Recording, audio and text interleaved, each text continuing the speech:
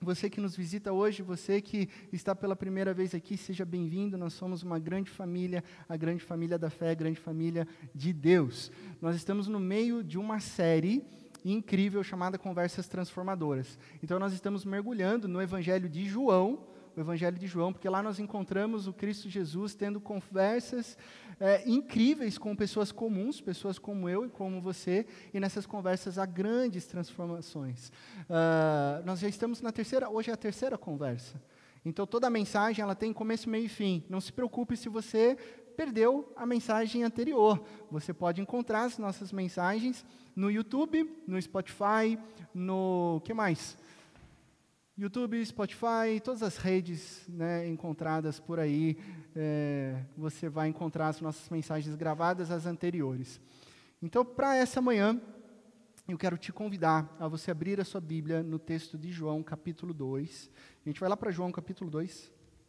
João capítulo 2, existe uma conversa interessantíssima, uma conversa transformadora. João capítulo 2, do verso 1 ao verso 11. O texto vai ser projetado aqui, fique à vontade para você abrir a sua Bíblia, para você ligar a sua Bíblia no seu dispositivo eletrônico. Nós ficaremos nesse texto, ok? João, Evangelho de João, capítulo 2, do verso 1 ao verso 11. O primeiro sinal miraculoso de Jesus no seu ministério. Diz assim a palavra de Deus, João capítulo 2, do verso 1 ao verso 11. No terceiro dia, veja bem, no terceiro dia houve um casamento em Caná da Galileia. A mãe de Jesus estava ali. Jesus e os seus discípulos também haviam sido convidados para o casamento. Só que tendo acabado o vinho, a mãe de Jesus lhe disse, eles não têm mais vinho. Eles não têm mais vinho. E respondeu Jesus, o que temos nós em comum, mulher? A minha hora ainda não chegou. A sua mãe então disse aos serviçais, façam tudo o que ele lhes mandar. Ali perto havia 6 potes de pedra, do tipo usado pelos judeus para as purificações cerimoniais. Em cada pote de pedra cabia entre 80 e 120 litros. Você tem ideia do tamanho desses potes de pedra? 80 e 120 litros, só para eu te ajudar, são de 4 a 6 galões de água, daqueles que a gente coloca nos bebedouros. 4 a 6 galões de água. Então são potes de pedra desse tamanho, e não eram os maiores, usados para os cerimoniais de purificação.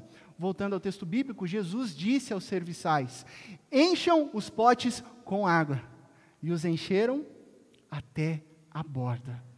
Então lhes disse, agora levem um pouco ao encarregado da festa.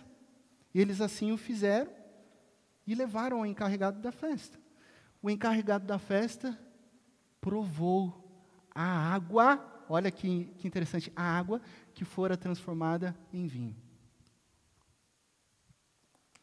Sem saber de onde esse vinho viera.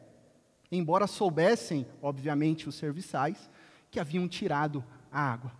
Então, o encarregado da festa chamou o noivo e disse, como assim?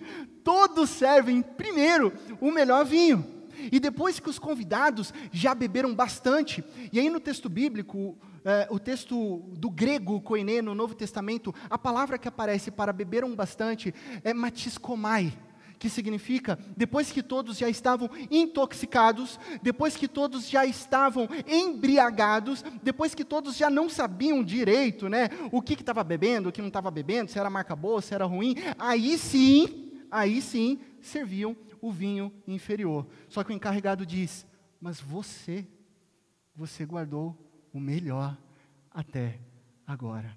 Você guardou o melhor até agora.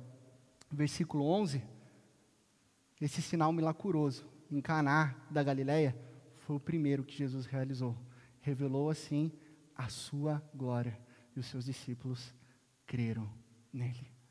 Feche os teus olhos, vamos orar. Pai de amor, nós te louvamos, Pai, e te agradecemos pela tua palavra, Deus, e pedimos que o Senhor revele em nós a sua glória, para que assim como os discípulos creram, nós possamos continuar crendo no Senhor dia após dia.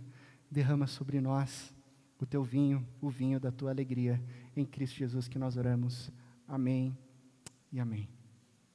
Eu quero começar essa reflexão te perguntando se você se lembra ou se você já passou por uma situação daquelas extremamente constrangedoras, sabe?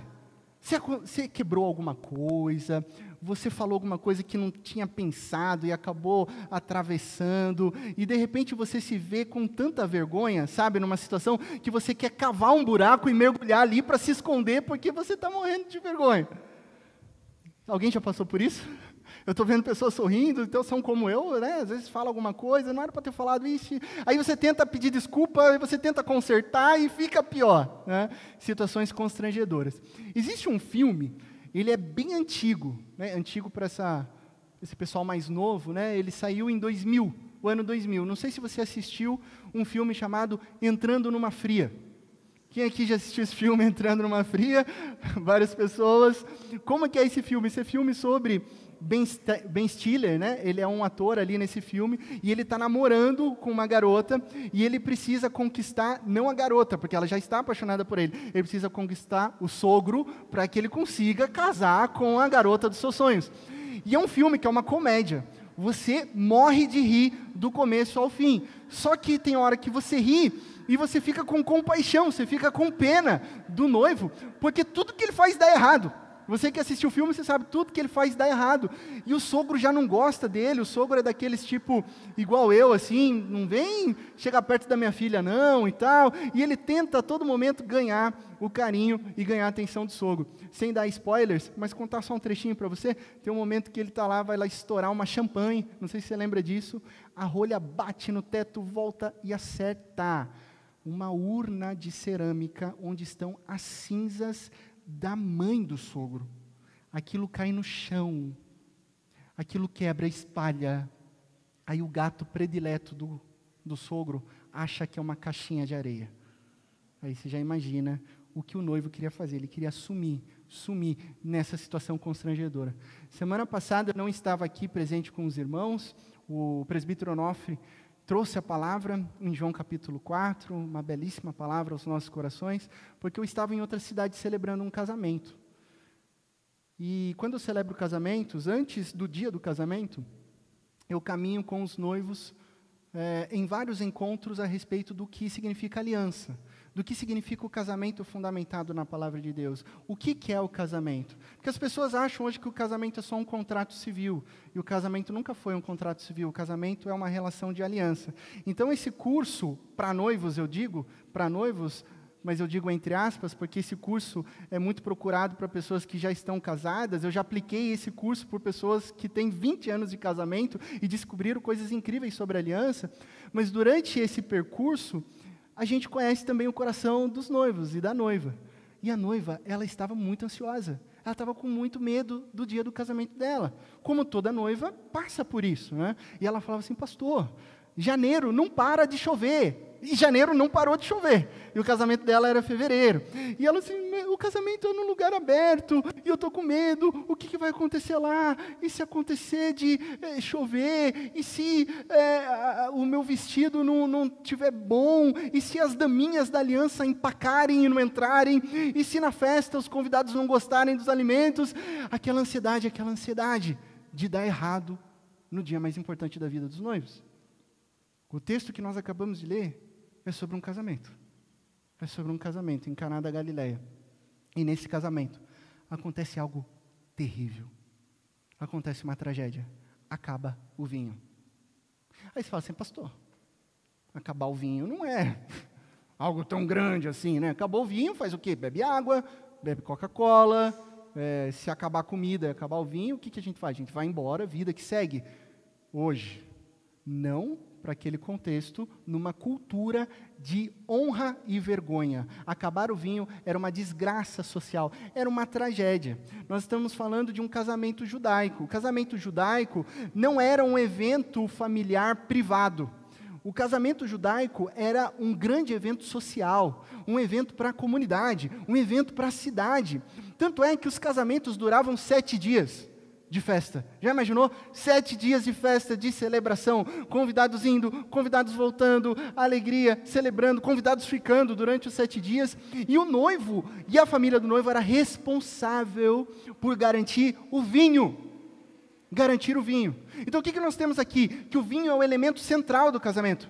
O vinho é o elemento central de uma festa, porque o vinho simboliza a alegria do coração, a festa, a celebração. E veja bem, eu estou falando sobre vinho. A Bíblia está falando sobre vinho.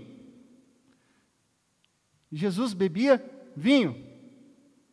Ok? Vinho. Jesus não bebia maguari, uva. Tá? Só para lembrar isso. Às vezes a gente tem algumas interpretações equivocadas nas Escrituras. É vinho mesmo, tem álcool, ok? Noé ficou embriagado porque ele não bebeu muito suco de capo da Coca-Cola sabor uva. Não, é porque ele exagerou no fruto da videira. Álcool. Jesus bebia vinho, ok? E por que isso é importante? Porque o vinho significa alegria. O vinho traz alegria ao coração. Sem vinho, sem alegria. Sem vinho, sem festa. E naquele contexto, sem vinho, vergonha e dor. Veja bem, naquela época era algo muito sério, uma tragédia, que mancharia a história da família dos noivos. Como assim? Eles deixaram faltar o vinho. Imagine só manchar o dia mais importante dos noivos, que estavam com os corações cheios de expectativa. Então, tenta imaginar a situação ali, o que está acontecendo. Começa um burburinho, está acabando o vinho, mas tem um pote que já está vazio. E eles tentam a todo custo blindar, digamos assim, a noiva. Porque se a noiva ficar sabendo disso?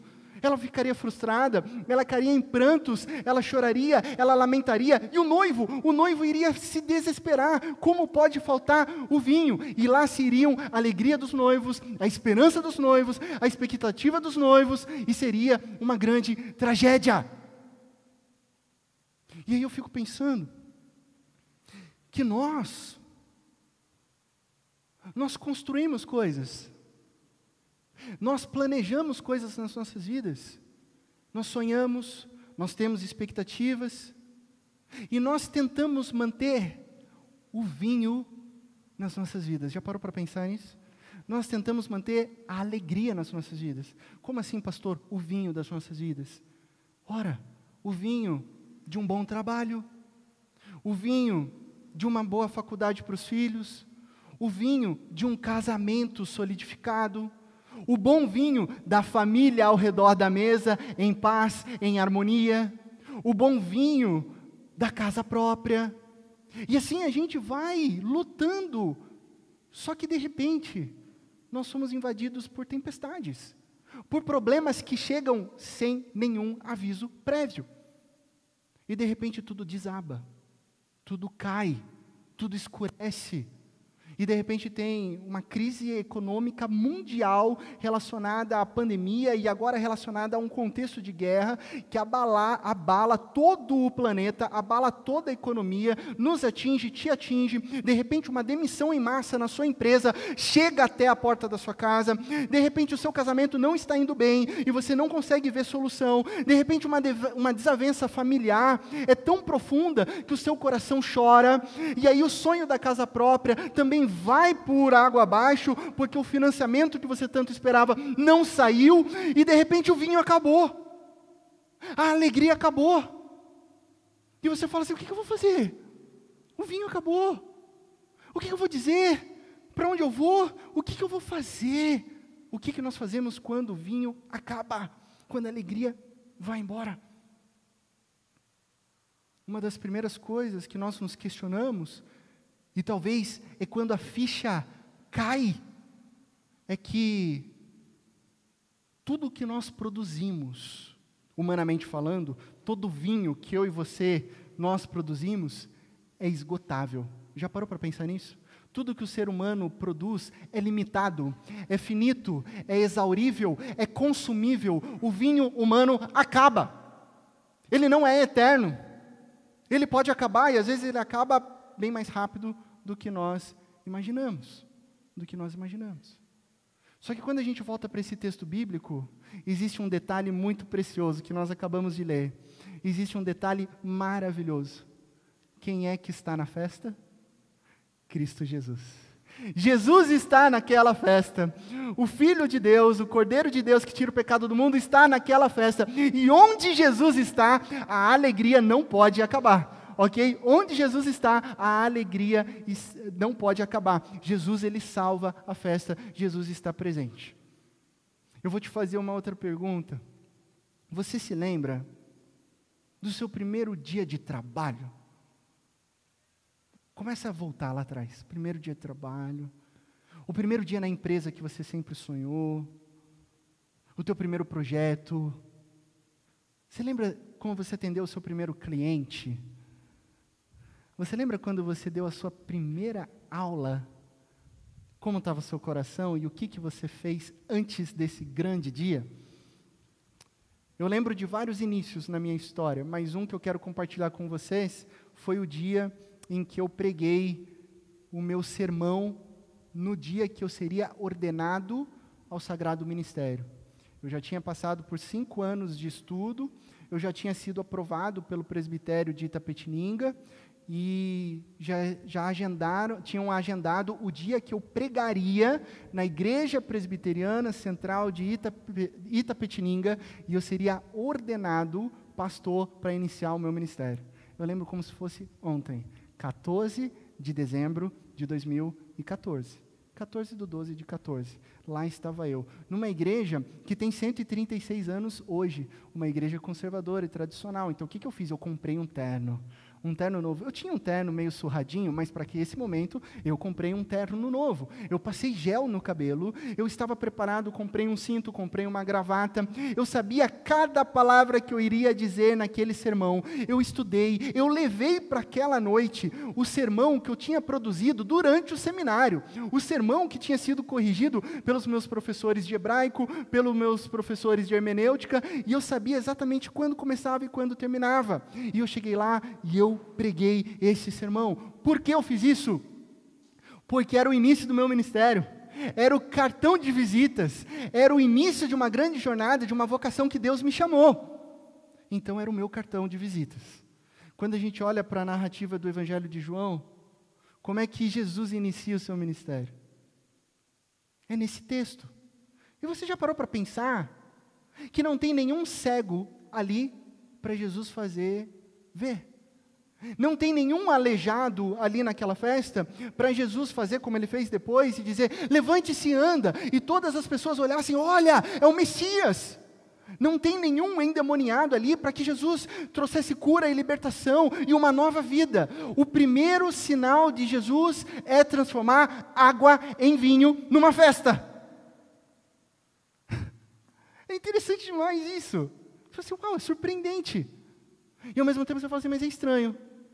Por que Jesus fez esse sinal? Jesus não veio para sofrer, Jesus não veio para ir para a cruz, para ser rejeitado. O que ele está fazendo aqui?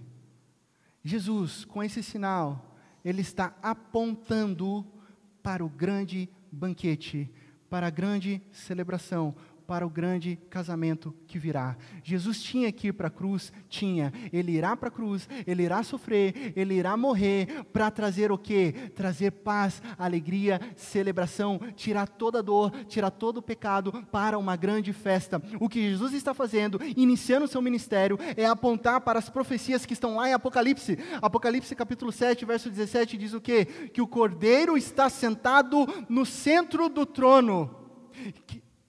Quem é o Cordeiro?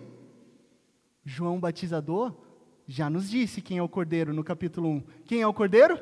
Cristo Jesus, o Cordeiro de Deus que tira o pecado do mundo. Então lá em Apocalipse capítulo 7, verso 17, esse Cordeiro é o nosso pastor, o pastor que nos conduz às fontes de água viva. E no versículo 17 diz o quê? Que Deus enxugará de nossos olhos todas as lágrimas. O nosso Deus enxugará de nossos olhos todas as lágrimas. Então esse sinal de Jesus está revelando que em Jesus todos os problemas, todas as lágrimas, todas as dificuldades, elas serão excluídas e no futuro próximo nós só teremos alegria, celebração na presença do Pai. Em Jesus toda tristeza deixará de ser realidade, deixará de existir. Por quê? Porque onde Jesus está, a alegria não pode acabar. O pastor Timothy Keller tem uma frase interessante num livro chamado Encontros com Jesus. Ele trabalha um pouco esse texto. O pastor presbiteriano Tim Keller, da igreja Redeemer Church, lá em Nova York, ele diz o seguinte: Jesus declara sobre esse texto: sou o Senhor da festa, no fim venho trazer alegria. Por isso, meu cartão de visitas, olha só o que ele diz, o meu cartão de visitas, ele é o primeiro milagre, foi feito para todos rirem. O primeiro milagre de Jesus foi para que todos celebrassem. Jesus é quem? Jesus é o Senhor da festa. Jesus é o Senhor da alegria. Jesus é aquele que transforma toda dor em celebração. Como que Jesus faz isso? Nós lemos no texto, versículo 6. Você está com a Bíblia aberta, você pode acompanhar. Jesus utiliza do quê? Dos potes de purificação cerimonial. Ele fala assim: peguem os potes de purificação cerimonial. O que Jesus está nos ensinando aqui?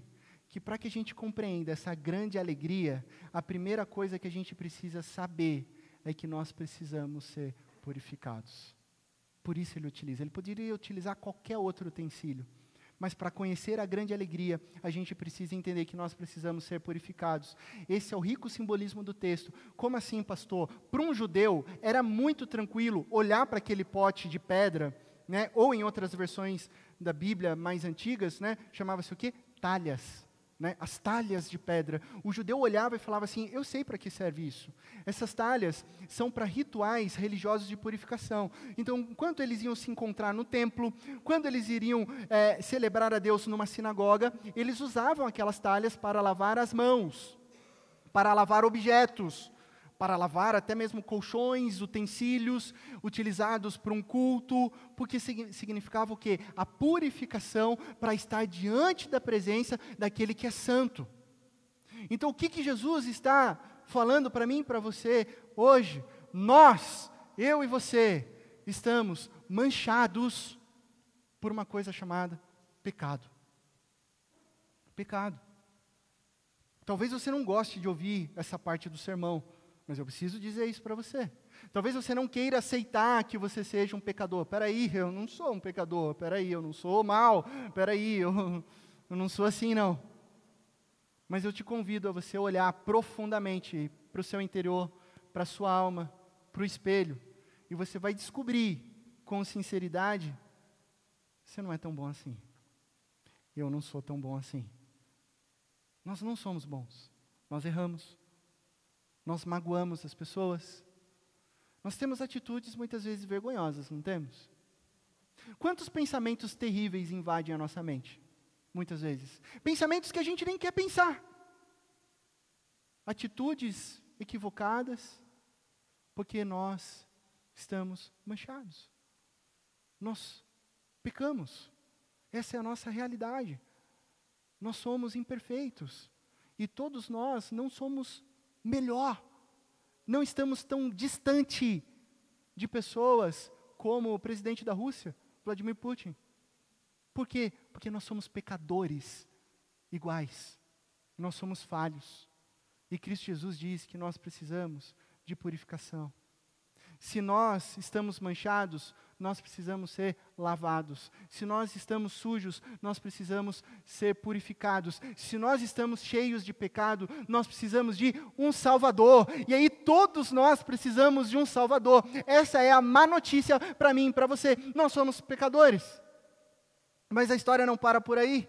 Porque Deus nos traz a resposta. Cristo Jesus é a resposta de Deus ao meu e ao seu coração. Porque o próprio Deus envia Cristo Jesus ao mundo. Para quê? Qual que é a missão de Jesus? Nos purificar, nos limpar de todo pecado, nos purificar de toda culpa. Porque Cristo Jesus, eu já disse isso, eu reforço isso novamente, Cristo Jesus é o Cordeiro de Deus que tira o pecado do mundo. E Ele estabelece o perdão, a redenção e a paz com Deus. Essa é a boa notícia. Cristo Jesus veio ao mundo para nos salvar e para nos redimir.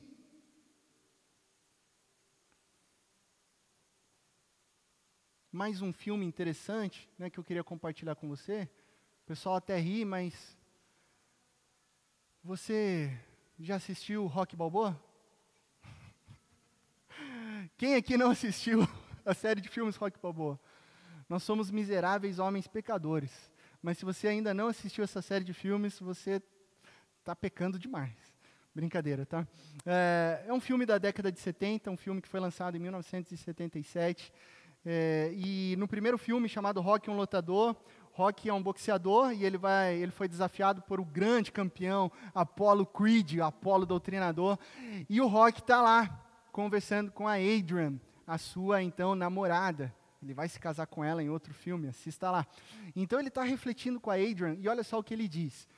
Estive pensando, Adrian, que não importa mesmo que eu perca essa luta, tampouco me importa se Creed abrir minha cabeça, porque tudo o que eu quero é aguentar os 15 rounds. Ninguém conseguiu ir até lá com o Creed. Se eu puder aguentar até o fim, o gongo tocar e eu ainda estiver de pé, saberei, olha esse final, olha a motivação, saberei pela primeira vez na minha vida que não sou mais um vagabundo do bairro. Essa é a motivação do Rocky, um lutador. Aonde eu estou querendo chegar com isso? É interessante pensar que nós buscamos ganhar, conquistar, construir, adquirir títulos. Sabe por quê? Para provar para nós mesmos, para provar para a sociedade, para provar para o mundo, para provar para pessoas que muitas vezes nem gostam de nós, para provar para pessoas que nos fizeram mal e que já não estão mais aqui, e nós queremos provar para todo mundo que nós não somos um vagabundo do bairro, que nós não somos um perdedor. Então, no final de tudo, não é sobre ganhar ou conquistar, mas é tentar encobrir a culpa e tentar fingir que nós não somos falhos e pecadores, quando na verdade nós somos. Quando na verdade o apóstolo Paulo diz que nós somos miseráveis pecadores. Então nós muitas vezes somos como Adão e Eva, tentando fugir de Deus, tentando mentir para nós mesmos. Não, eu não sou mau, eu sou bonzinho. Peraí, eu vou tentar arrumar do meu jeito, eu vou tentar do meu jeito chegar até Deus. E não dá. Não dá, porque a gente não consegue atingir o padrão de santidade de Deus. Nós precisamos de um Salvador. Aí quando a gente é honesto e olha para a nossa alma e vê maldade em nós e vê, como diz o profeta, que os nossos corações são enganosos, né? Nós reconhecemos que nós precisamos de purificação, que nós precisamos de um Salvador, que nós precisamos de Cristo Jesus, o Cristo que veio para isso, para nos purificar e para nos salvar. A boa notícia é que Jesus veio. A boa notícia é que Jesus faz esse sinal e aponta para a redenção. Esse sinal é sobre redenção. E como que acontece isso? Numa conversa transformadora com a mãe de Jesus. Olha para a sua Bíblia, versículo 3. Olha que diálogo. Tendo acabado o vinho, a mãe de Jesus lhe disse: eles não têm mais vinho. Respondeu Jesus. Respondeu para quem? Para sua mãe. O que temos nós em comum, mulher? A minha hora ainda não chegou. Olha esse diálogo. O que temos nós em comum? É quase que Jesus dizendo assim: isso é da nossa conta, minha senhora? O que nós temos a ver com isso, minha senhora? A minha hora ainda não chegou. Só que Maria está muito sensível àquela festa. E ela percebe que alguma coisa aconteceu de errado. Então ela vai tentar descobrir, e ela descobre que o vinho acabou. E ela, sabendo quem é o filho dela, por quê? Porque ela sabe que Cristo Jesus, ela lembra das palavras que o anjo disse para ela sobre quem seria o filho dela. O que Maria faz? Maria leva o problema para Jesus. Ela leva para o lugar certo. E Jesus responde: dessa maneira, o que temos nós em comum? É uma resposta de Jesus, gera até um incômodo em nós, não é verdade? Nossa, Jesus foi meio distante com a sua mãe? Jesus foi meio duro com a sua mãe? Ele foi desrespeitoso? Não, Jesus não foi desrespeitoso. Chamar a mãe de mulher naquela época não era desrespeito. Não era desrespeito. Pelo contrário, trazia honra. Mas ele traz uma pergunta que distancia. Isso é fato. Por quê? Ele mesmo responde: a minha hora ainda não chegou. Como assim, pastor? Sabe o que está acontecendo aqui? Maria chega desesperada para Jesus. Jesus, nós temos um problema. Jesus, a tragédia está anunciada, Jesus. Jesus, os noivos estão lá sorrindo, mas eles mal sabem que o vinho acabou. O que vai ser desses noivos? Jesus, o que vai ser? Jesus, faz alguma coisa. E a resposta de Jesus é: mulher, Maria, mulher, a minha hora não chegou. Eu não estou pronto para morrer. Essa é a resposta de Jesus. É isso que significa: eu não estou pronto para morrer. Essa é a resposta de Jesus. Maria não entende direito, ela não compreende a resposta de Jesus. Ainda assim, ela confia no que o filho dela está dizendo. Mas nós percebemos que a resposta de Jesus está num diapasão e a pergunta da Maria está em outro. A resposta de Jesus está numa frequência e a pergunta de Maria está em outra. Não está encaixando. Maria a preocupação dela está numa camada superficial. Fornecer o vinho para os noivos, fornecer o vinho para a festa. A preocupação de Jesus era outra: fornecer o vinho da vida eterna e abundante para todo aquele que nele crê. Era isso que estava acontecendo. Maria estava enxergando aquela situação momentânea, aquele caos do casamento. Jesus estava enxergando muito além. Jesus estava enxergando toda a confusão do pecado. Era isso que Jesus estava enxergando. Por isso Jesus diz: a minha hora ainda não chegou. Jesus sabia da sua missão. Jesus sabia da sua missão. Jesus sabia que ele veio para purificar e para trazer alegria e paz. Mas para que ele trouxesse isso, ele sabia que era necessário ir para a cruz. Era necessário morrer em nosso lugar. Esse é o ponto. Como Jesus restaura a nossa alegria? Sabe como Jesus restaura a nossa alegria? Perdendo a dele por completo.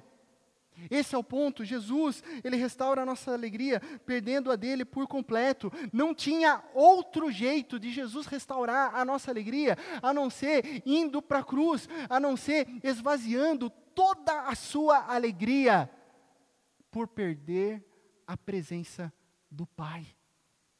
Jesus perde a sua alegria por completo quando ele está lá na cruz, carregando todos os nossos pecados. E por amor, ele vai.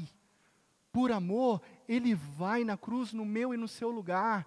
E lá na cruz, Cristo Jesus leva sobre si, diz a palavra, todos os nossos pecados, todas as nossas imperfeições, todas as nossas falhas, toda a nossa culpa. E lá na cruz, Jesus derrama toda a sua alegria, ele derrama o seu sangue, ele derrama toda a sua vida. Para quê? Para que eu e você pudéssemos ter vida. Para que nós pudéssemos ter alegria. Para que nós pudéssemos celebrar e ter a certeza de que nós estaremos lá na frente no grande banquete celestial, onde não haverá mais dor, mas sim a completa presença do Pai. Isso é o Evangelho. O Evangelho é Cristo Jesus indo no nosso lugar naquela cruz, é Cristo Jesus sofrendo a nossa dor. Essa é a verdade, essa é a alegria, porque o vinho que Jesus traz é o vinho da vida, é o vinho da alegria. É isso que Ele faz. Caminhando para o fim, a gente percebe que no versículo 8 Jesus fala assim: levem um pouco para o encarregado. Ele fala assim: levem um pouco para o encarregado. O encarregado é o cerimonialista da festa, né? Levem um pouco. E eu amo o versículo 9 que diz claramente para mim e para você, olhe para a sua Bíblia, que ele provou o quê? Ele provou a água. É interessante, né? Provou a água o quê? Que fora transformada em vinho. Ele prova a água que fora transformada em vinho, porque ele não sabia do que aconteceu. O encarregado não sabia de absolutamente nada. E quando ele toma aquele vinho já transformado, ele exclama: ei, esse é o melhor vinho. Não há outro igual. Eu trabalho com festas, eu sei fazer casamentos, eu sou um encarregado, e aqui está o melhor vinho. Sabe o que aconteceu aqui nessa história? Jesus transformou água no melhor vinho Cabernet Sauvignon de toda a história humana. Já pensou nisso? E aqueles convidados beberam. E aí você fala assim: nossa, os convidados beberam. E eu? Nós beberemos quando Jesus voltar. Mas o fato é que ele transforma no melhor. Sabe por que Jesus transforma no melhor? para mostrar que tudo o que acontece não é sobre o que nós fazemos, não é sobre o que nós produzimos, não é sobre o que está nas nossas mãos, o que o pastor lá se diz, o que eu posso fazer, o que o dinheiro pode comprar. Não, nada é sobre o que Deus faz nas nossas histórias. E o que Deus faz é sempre perfeito. O que Deus faz é sempre do bom, é sempre do melhor. Então o que está acontecendo aqui é a perfeição de Deus. Cristo Jesus teve que sofrer no nosso lugar. Cristo Jesus morreu a nossa morte, viveu a nossa vida. Para quê? Porque Ele toma o cálice do castigo na cruz, para que eu e você pudéssemos tomar o cálice da vida. Para quem estuda vinho, para quem gosta de vinho, para quem entende de vinho, ou para quem assiste documentários sobre vinho, enfim, sabe que um vinho bom, a videira precisa sofrer. A uva precisa sofrer para que o vinho seja bom. Quanto mais sofre a videira, melhor o vinho. Cristo Jesus sofreu a maior de todas as dores. Quando Ele estava na cruz, Ele perde a sua alegria, perdendo a presença do Pai, levando os nossos pecados, para que eu e você pudéssemos ter a verdadeira alegria, a verdadeira celebração. Eu quero compartilhar com você a frase do Dr. Edmund Clowney.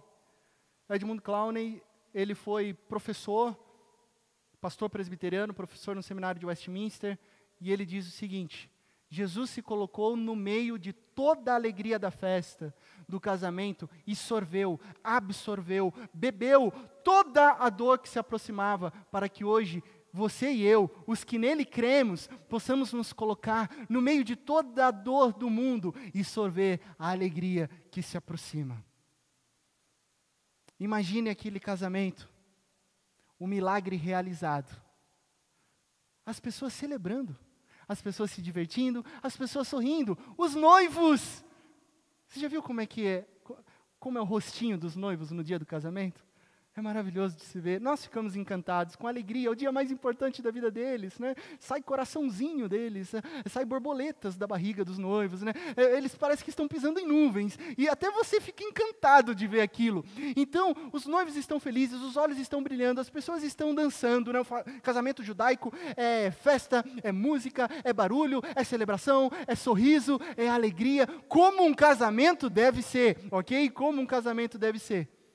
Naquele mesmo lugar está Cristo Jesus, bebendo o vinho que Ele transformou, mas com gosto amargo para Jesus, da cruz que estava por vir.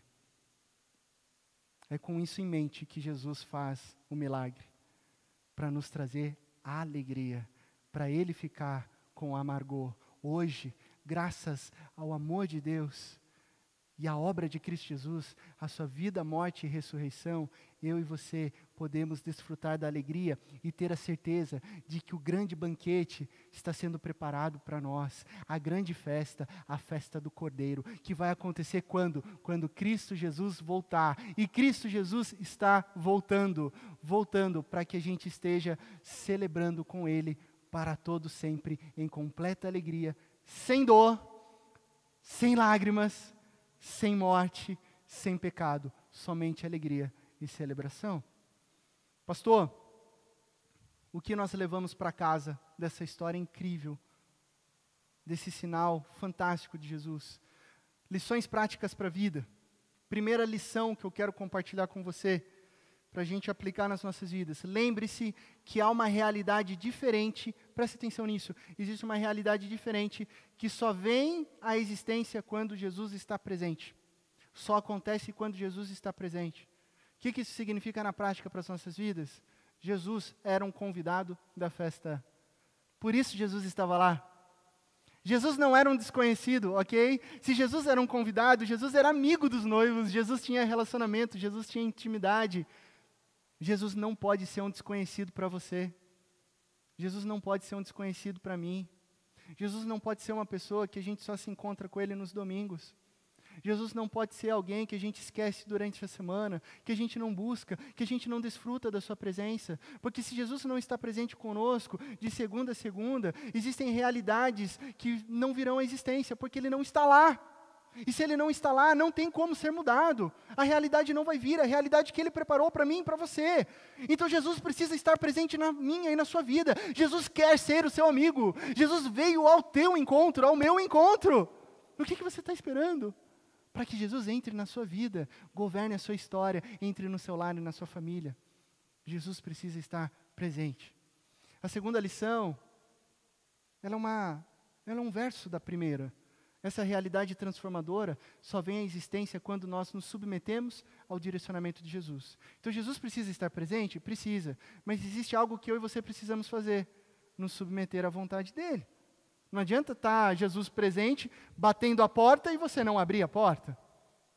Jesus precisa entrar e cear comigo e com você. Não é isso que Apocalipse diz?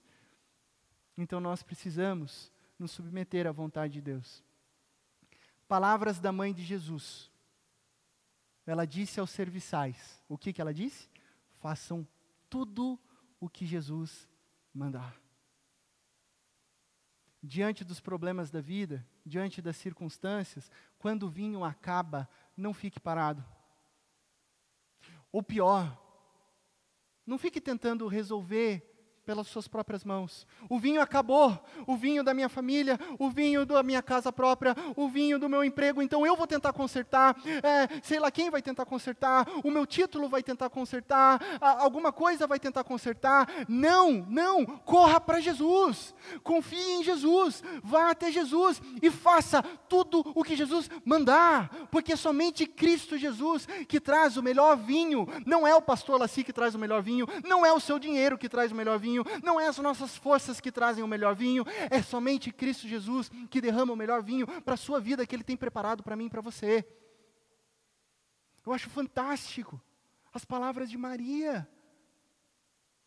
Ela não imagina, mas ela sabe de uma coisa. Ela sabe que só Jesus podia dizer o que fazer quando ninguém mais podia. Ela tem certeza. Por isso ela diz: façam tudo o que Jesus mandar. Para que essa realidade, preste atenção nisso, para que essa realidade que Deus preparou, planos bons e de esperança, porque a vontade de Deus é perfeita, boa e agradável, aquilo que Ele preparou, para que isso aconteça na sua vida, você precisa levar a sério as palavras da mãe de Jesus. Faça exatamente tudo o que Jesus mandar. Submeta-se à vontade de Cristo.